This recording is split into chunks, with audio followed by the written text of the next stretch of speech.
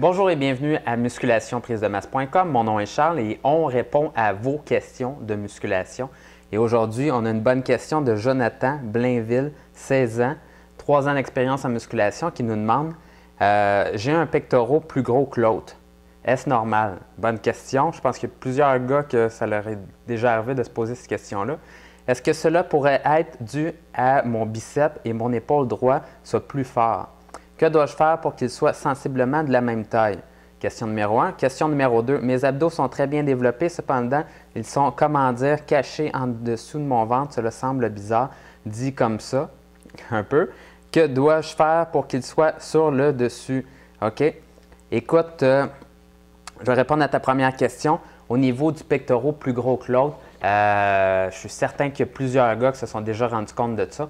Et la raison de tout ça, c'est au niveau de votre posture et la posture de vos épaules. Et souvent, chez la majorité des gars, ça va être l'épaule droite qui va être un petit peu plus enroulée vers l'avant puisqu'on est droitier pour la plupart. Et ce que ça va faire, c'est ramener l'épaule un peu vers l'avant et cacher un peu votre pectoral ici du côté droit. Et ça va le mettre moins proéminent dans votre posture. Donc, vous allez le voir moins, mais de plus, lorsque vous allez forcer, par exemple pour les exercices de pectoraux, il va être un peu moins sollicité. Probablement que l'épaule va être un peu plus sollicitée que le pectoral comme tel. Et ça se peut très bien que vous ayez souvent un pectoral d'un côté plus développé que l'autre. Donc, j'ai déjà essayé de faire plusieurs techniques différentes pour essayer de travailler un plus que l'autre. Vous pouvez toujours faire ça si vous voulez, mais écoutez, vous pouvez aussi pas trop vous poser de questions. Moi, j'ai réussi à bien performer. Et sensiblement, mes deux bras sont aussi forts. Donc, je suis capable de soulever autant, sauf que il y a quand même un débalancement sur les deux muscles. Et est-ce qu'il y a des choses à faire par rapport à ça? Peut-être un peu d'étirement des pectoraux, essayer de replacer l'épaule, mais je pourrais en parler dans une autre chronique. Mais la posture, c'est quelque chose qu'on essaie de passer énormément de temps avec des étirements, avec du renforcement musculaire pour essayer de replacer la posture. Mais la vérité, c'est que la posture, c'est principalement inconscient. Et oui, on peut faire des étirements, mais au niveau de l'épaule, par exemple, ça va être dans le fond une déficience posturale de votre système tonique postural qui va amener un enroulement de votre épaule. Et si vous ne réglez pas l'information qui est envoyée vers votre cerveau qui dit à votre corps comment se placer, il ne pourra pas y avoir vraiment d'effet à long terme là-dessus. Donc, oui, ça existe. Faites-toi-en pas avec ça. Et ça ne sert pas à grand-chose d'essayer de faire des séries supplémentaires à un bras. Ça ne fera pas énormément. Moi, j'essayais même un bout de temps de tenir ma barre plus d'un côté, par exemple au bench press. Et finalement, ça m'a juste amené à retarder ma progression sur mes exercices. Donc, faites-toi-en pas avec ça. Et deuxième question, mes abdos sont très bien développés, cependant, ils sont, comment dire, cachés en dessous de mon ventre.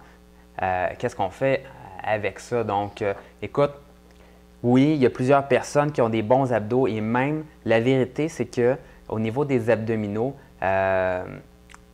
même une personne qui ne travaille vraiment pas, souvent un gars d'un âge durant la vingtaine va avoir des abdominaux assez développés quand même. Et si la couche de gras sur votre ventre est vraiment diminuée, bien à ce moment-là, vous allez réussir à voir vos abdos.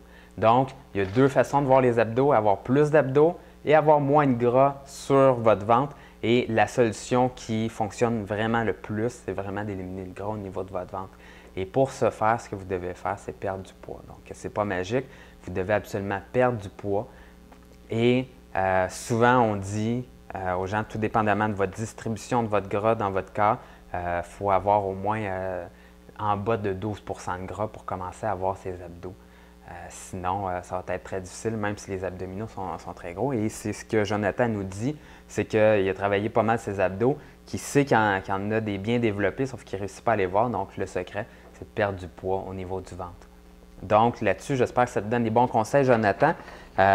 Pour les autres, il y a le nouveau programme du mois qui est en ligne. Donc, pour tous les membres, le programme du mois de mai est en ligne. Donc, allez chercher ça. C'est les 1 et 1 demi pour ce mois-ci. Vous allez voir, ça va travailler vraiment fort. Les 1 et 1 demi, en passant, ce que ça permet de faire, c'est travailler dans un peu plus, dans le fond, doublement des portions de vos mouvements qui sont plus difficiles souvent Donc, vous allez être à même d'améliorer votre mouvement et par la suite réussir à mettre des charges plus lourdes dans le futur. Donc, améliorer vos techniques durant vos mouvements. Donc, essayez ça. Vous allez voir, ça va être killer pour vos muscles. Donc, pour tout le monde, à bientôt et à bientôt.